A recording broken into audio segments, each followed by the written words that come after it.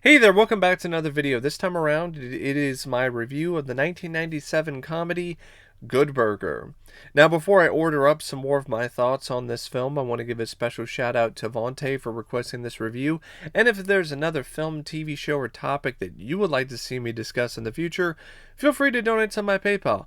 The link will be in the video description down below, and I will try to get to it as soon as I possibly can.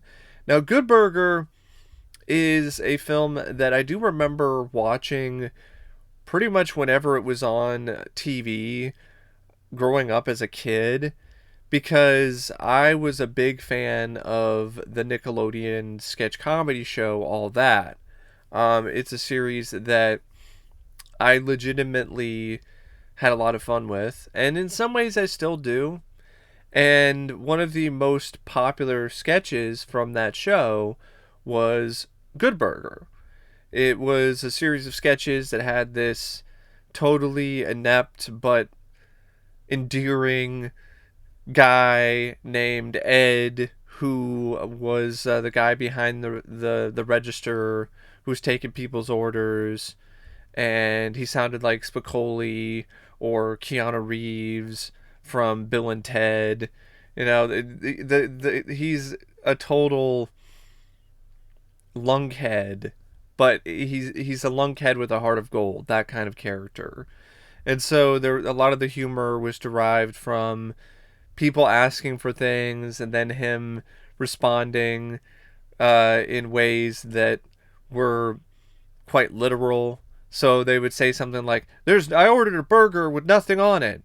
It was like, "Yeah, and there's nothing. I just got two buns, and there's no meat." And Ed would just be like, "Well, yeah, you ordered a burger with nothing on it," stuff like that. So it was that kind of humor that was a repeated gag throughout the sketch, and this was turned into a feature film called Good Burger in 1997, and the film differs from the sketch in some ways because you have this new character named Dexter, played by Kenan Thompson, who was never really a part of the Good Burger sketches previously. I know one of the initial drafts had a character that Kenan Thompson would play and all that named Ishbu.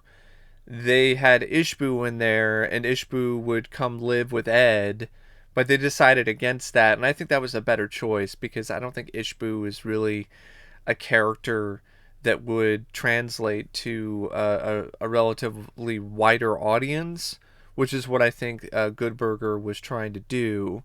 It wasn't just trying to appeal to the niche All That audience, it was trying to appeal to a wider audience of kids.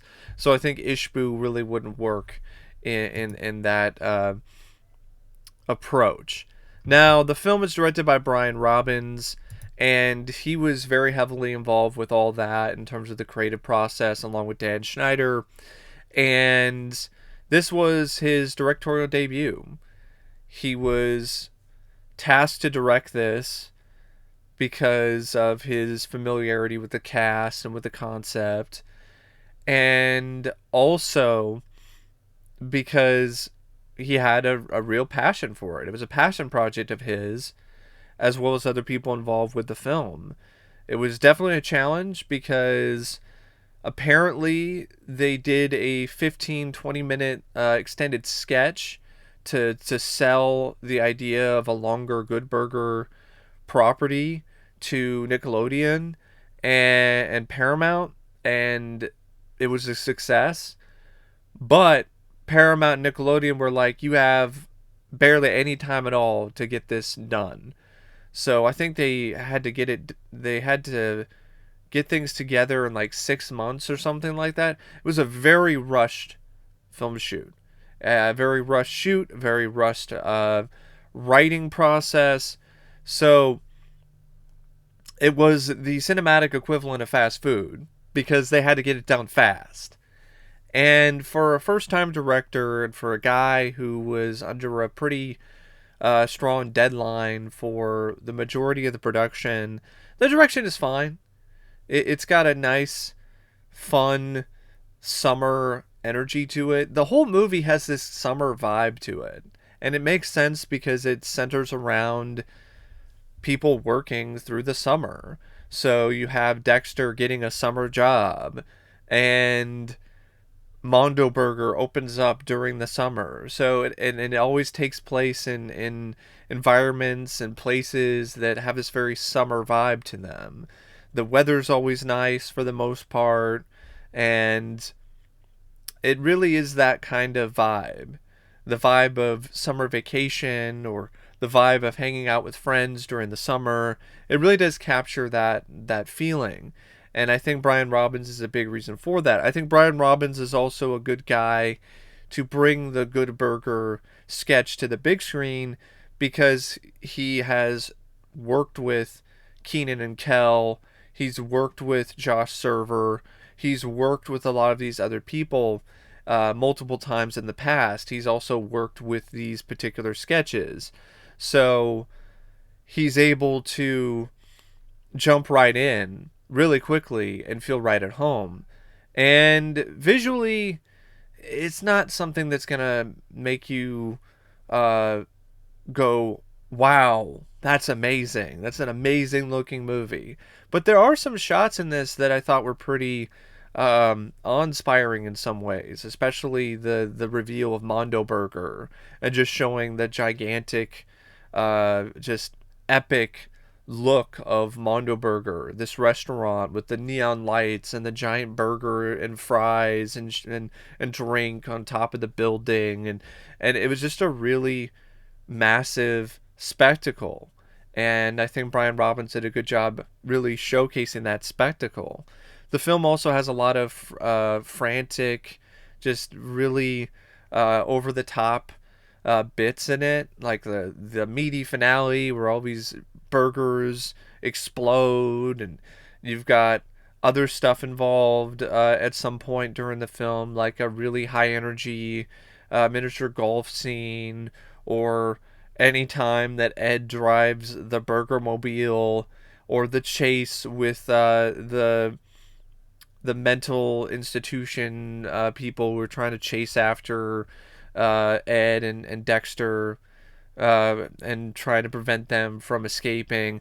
It does have this very manic uh, nature to it, and I think Brian Robbins captures that really well.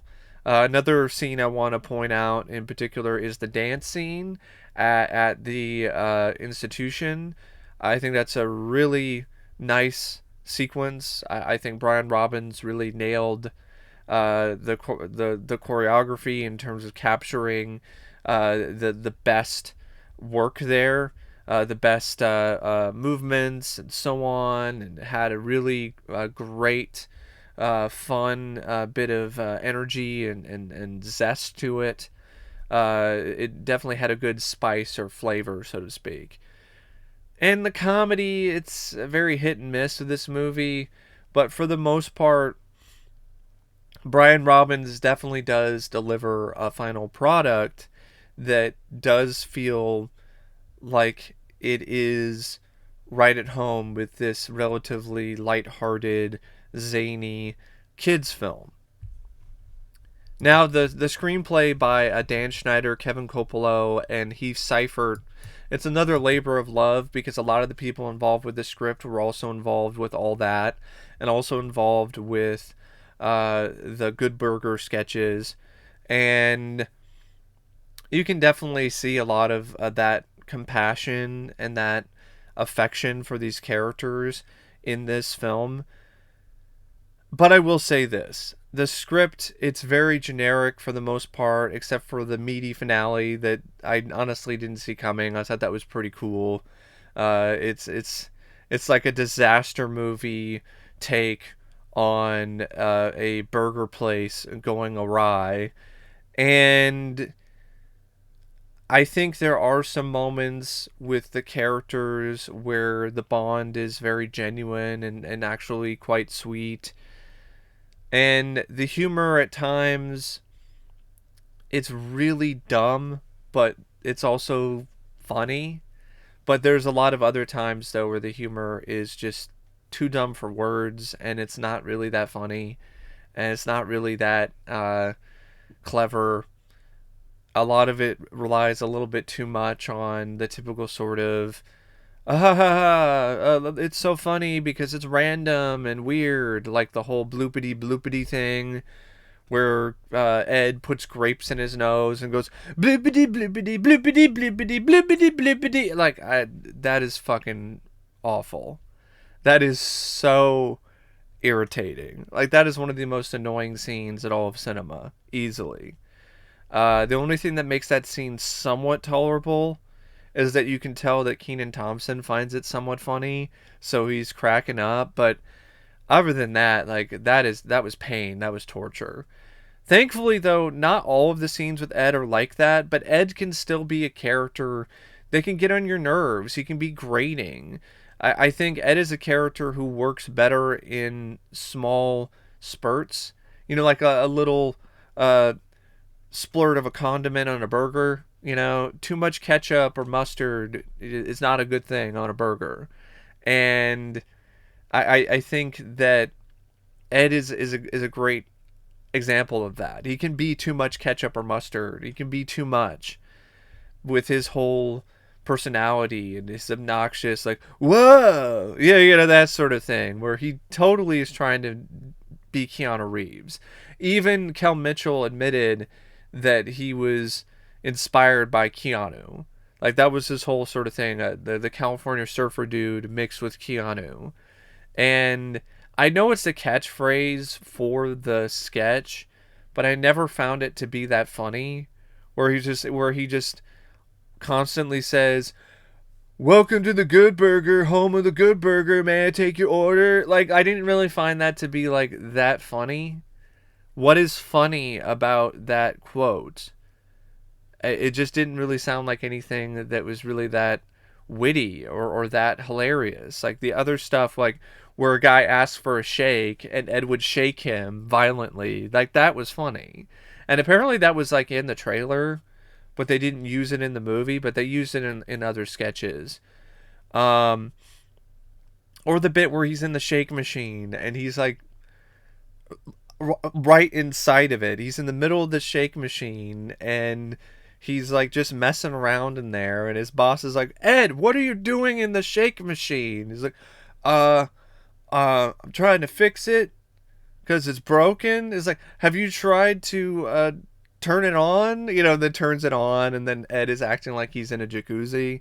Like, it's really silly stuff like that that does actually legitimately make me smile and makes me chuckle. And there's some good physical comedy in this as well. Carmen Electra really did a great job with her scenes in terms of the physical comedy. And I think really though, where the script shines the most is with the connection, with the chemistry that forms between Dexter and Ed. How it starts out as something that is honestly pretty antagonistic because of the fact that Ed is the one that caused Dexter to crash his mom's car into his teacher's other car, and that caused him to have to work during the summer at Good Burger. Well, actually, he started working at Mondo Burger, but it was too much for him and he got fired. So he's stuck working fast food during the summer because of Ed. But throughout the film, they form a connection and a friendship that feels very genuine and is honestly pretty cool. And I think there's some good messages there for kids too, to not take advantage of people. And even though someone might seem like they are dumb on the surface, don't judge a book by its cover, because there's some great moments near the end, like when Ed explains his whole plan, where he's actually pretty smart, and that's another part of Ed's character that I've always liked, is that he seems like a guy who's just like, whoa, like he's just a total doofus, but he's selectively really intelligent. And Kenan and Kel are just such a great pair, and you can definitely tell that the writers knew their strengths and definitely brought them out with this screenplay. It even had a pretty solid villain. Like, Kurt is a guy that you definitely hate. Like, this guy's a total douchebag, speaking in the third person, and you definitely want to see him get his comeuppance at the end. And even the other employees of the Good Burger, like, they were fine. It was nice to see Abe Vigoda in a role like this as Otis. And even had some fun cameos by other stars, like Shaq has a cameo in one scene. And like I said earlier, like, it definitely does have a very meaty and very hearty finale. I mean, burgers are exploding, signs are falling down, Sinbad's car gets crushed by a giant burger. It definitely does bring the chaos and the wacky insanity that you're looking for out of a film based on a skit like Good Burger. I will say this: the tone at times is a little weird, though. Like, it starts off with a dream sequence that looks like something out of UHF, the Weird Al Yankovic movie, and then you never really have a dream sequence like that ever again with um, animated burgers in stop motion. Uh, and there definitely is a major shift once it gets to the point when Ed and Dexter get sent to the mental institution. Like, it almost feels like a different movie. And after that, it goes back to the more lighthearted, zany kind of humor, but it's a little bit darker during that mental institution scene, and it's a little jarring at times. I think the transition could have been a little bit better in terms of having a little darker bits of comedy prior to that, so it wasn't as uh, out of left field as it was in the narrative. But overall, like, for a film about two guys who work at a fast food restaurant and want to stop this new mega restaurant from taking over and putting them out of business, it's definitely got something going for it. It definitely has some of the right ingredients, some of the right bits of toppings. It does have that special sauce in some areas. I just don't think it's that funny. Like, there's some moments where I will chuckle and I'll laugh a little. I definitely found this to be a lot funnier as a kid. As an adult, like, it's just, there are some moments where, like, haha, I'm like, oh, that was clever, or that made me laugh. But there's a lot of other stuff that is just too silly and too dumb for me. So it's just one of those things where I think a kid would definitely find this to be a lot more impressive, possibly, or a kid might find a lot more enjoyment out of it. But overall, like, it's still an all right story and a decent screenplay, especially for something that was very rushed. It could have been a lot worse. The cast, though, is definitely where I would say the film shines the most, mainly with Kel Mitchell and Kenan Thompson, the two leads of the film. They've always had just some really great dynamic chemistry with one another ever since they appeared on All That, and definitely in the show Kenan and Kel. And this film is no exception. It's just great to see these two together. In a lot of ways, they remind me of Mike Myers and Dana Carvey. They have that same energy, they have that same chemistry with one another. And despite the fact that Dexter is kind of an unlikable character at the start, throughout the film, he learns more humility, he learns lessons, and he becomes a much more likable character as the film goes on. In a lot of ways, you can relate to him, and in a lot of ways, I like that character a lot more than Ed, because Ed is just a guy he's good in small doses. An overdose of Ed is a bad thing. But I'm not going to say Kel is to blame for any of that, because that's what the screenplay is asking him to do. So he's doing the best that he can with the script that he's offered. It's not his fault that his character and his take on this character is something that works better in small doses.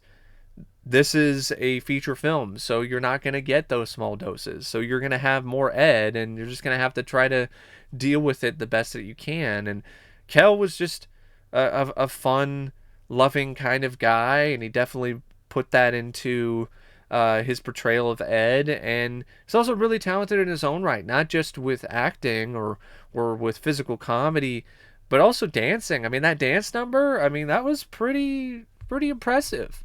Some really great dancing by Ed, by Kel Mitchell. Abe Vigoda, I really enjoyed his bit role as the elderly Good Burger employee Otis. He had some of the funnier scenes for me. Jan Schweiterman played a legitimately good asshole, and Kurt Boswell, the owner of Mondo Burger. Like, this is a guy that you wanted to see put into the grinder. Like, what a jerk off. Sinbad, he was Mr. Wheat, Dexter's teacher, and I didn't really care for the Sinbad scenes. Sinbad is a guy that I don't understand why people thought he was going to be the next big thing. Apparently, he was Bill Cosby's understudy at one point, and this was prior to Bill Cosby being known as the Bill Cosby is today, folks.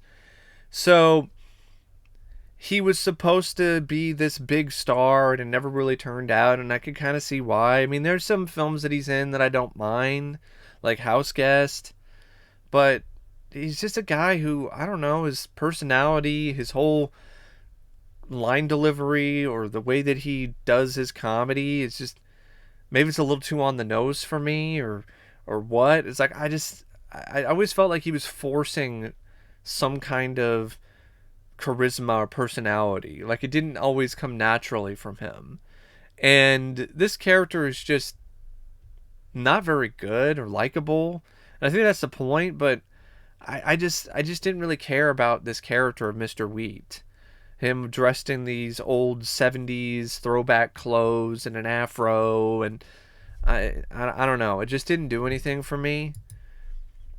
Shar Jackson, though, is Monique. I really liked her sequences. I liked her take on Monique. She had a lot of attitude and spunk, and she had some good chemistry with Kenan Thompson and the rest of the cast. Dan Schneider, yes, he played the manager of Good Burger, and yes, I know he's kind of a creep in real life, but he is very integral to the success of all that and a lot of these other Nickelodeon shows. So it's one of those love-hate sort of things with Dan Schneider, and I'm not going to go too much further into it. But here, he honestly came across like a poor man's John Candy. I'm just imagining how much better this movie would have been if John Candy was the manager of Good Burger. Like, that would have been awesome. And that would have been really cool to have seen John Candy work alongside Kenan and Kel. And I think, I could be wrong, but I could have, maybe it's no. I think it's Chris Farley. That's who it is. Chris Farley made an appearance on all that. Chris Farley could have been a good choice too. Just somebody. I mean, I understand why Dan Schneider's there because he's a guy who was really involved with all that and everything, and he was in sketches and so on. But I don't know. His performance was just pretty flat and just the typical sort of stuff that you got from the show.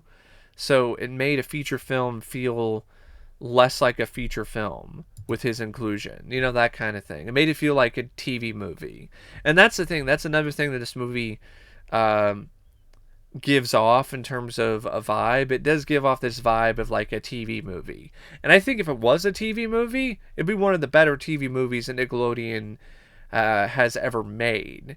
But since it's a feature film, it does have some moments where it feels very much like a TV film.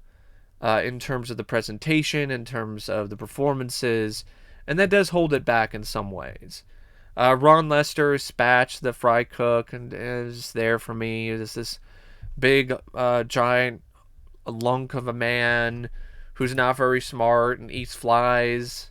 I don't know, just Josh Server, he played the drive-thru employee of the Good Burger. It was fun to see Josh Server. Uh, Josh Server, to me, though, it seemed like he was kind of wasted as his character. I really think they could have had Josh Server play multiple roles in this because he's such a talented actor, at least at this point in time. I mean, Detective Dan is hilarious. I would have loved to have seen a Detective Dan cameo. Like, I don't know, you could have included Detective Dan in there. The movie is wild and crazy and zany and loony. You could have Detective Dan. Um, Jenny Schreiber plays this blonde employee is from the Good Burger. Dee Dee, she's just kind of there for me. Linda Cardellini, she really was quite the standout as Heather, this girl who is at the mental institution who has a crush on Ed. I thought she had some really nice moments with Kel Mitchell, and I really liked her performance. Like, it was a really endearing, crazy, kooky performance. I would have liked to have seen more of that character. Shaq plays himself in this. George Clinton also plays himself at, well, he doesn't really play himself, but he might as well. He plays a demented Hills patient who's a dancer. Robert Wool is in this as well as an angry customer early on in the beginning of the film.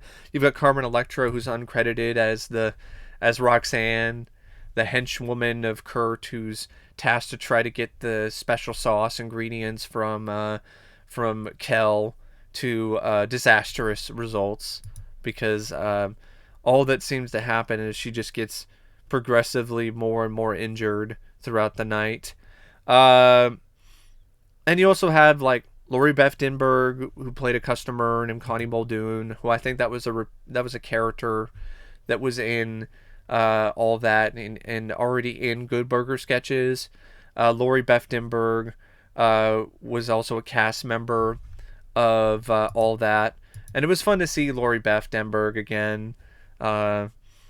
And I would have even liked to have seen more of her. Like, I really feel like Kenan, I know why Kenan and Kel were the focus, but I would have liked to have seen more of the cast from All That have more to do in this All That movie, because this is the only All That movie that was made. So it's one of those things where it just feels like a missed opportunity that you don't have more All That characters in this Good Burger film. Maybe they thought that the All That characters would be distracting or something, but I disagree. I think it would have made it funnier if you had more appearances by All That characters throughout the movie. Now, the film also features some decent, adequate technical merits, like the cinematography by Mac Alberg, or the editing by Anita Burgoyne. The scores by Stuart Copeland, and Stuart Copeland's done some good scores. I never really cared for this score. It's weird. It doesn't really fit the tone of the movie. Like the opening scene with the burger hallucination, and it's just this weird, off-kilter choral thing. It did not work for me. Like, oh, oh, oh, oh, or something like that. I was like, what the hell is this? This is just weird. And I know the movie can be weird, but I just didn't feel it fit the tone of the movie. And the songs though that the film had for the soundtrack, those are pretty damn good. To be honest, it had a good soundtrack. I mean, you had the song that Kenan and Kel danced to at the institution. I think it's called "Not So Knee Deep" by George Clinton and the Funkadelics, and even the remix sort of rap version of Ed's signature lines. Like, even that had a good beat to it. Overall, I would say the soundtrack slapped, but like the score, not so much. And the film's like 95 minutes, so it doesn't really ever feel like it overstays its welcome in that regard. Like, it goes by at a decent enough, brisk pace. Um, One other thing I want to mention, though, before I finish this review, is the production and art design. I want to give those creators and those artists a ton of credit because they really did a great job with a lot of things when it comes to this film's production and art design. I mean, the Mondo Burger itself is magnificent, and it's a really great bit of art direction. And I also really like the look of Good Burger. It was simple, but felt very inviting in its own way. The design of the Burger Mobile. Um, I will say this though, if I'm gonna bring one knock to the film when it comes to its art direction, and this is more of a costume thing, so it's not really the art director's fault. Those uniforms for the Mondo Burger employees, like, what the fuck was that shit? They're wearing like silver jumpsuits. Like, I don't understand why they thought that was a good idea. Those were eyesores. Those were ugly as hell. I don't know why they thought that was something that worked. They look like Star Trek rejects. I don't understand the thought process there. But that's just me. Anyway, it's a film that I can see why it developed a cult following. Because, like I said, it has this nice, chill summer vibe to it. And I think for a lot of kids growing up, that appealed to them. It had a good message to it as well. It had some laughs, and it went by at a good pace. It wasn't too complicated when it comes to the plot. And it wasn't also to the point where it felt like it was demeaning or something, or beneath the kids in terms of the humor or the plot or anything like that. It just had a good mix of ingredients. I don't think it's a great burger. I don't think it's a great film, but a good burger is actually probably the good way to describe the film. Ironically enough, Good Burger it's a good film. It's a good film for what it is, considering the limitations, considering that it was rushed into production so quickly. It could have been a lot sloppier. It could have tasted a lot worse. And what we've got here, it's a good burger. It's like your average burger from McDonald's. Really. It's not a gourmet burger. It's not one of the best burgers you will ever have, but it's decent enough, and it'll definitely do the trick. You know, if you're hungry for some entertainment, Good Burger will deliver on that front. But anyway, thanks for watching my review of Good Burger, and as always, I'll see you later. See ya.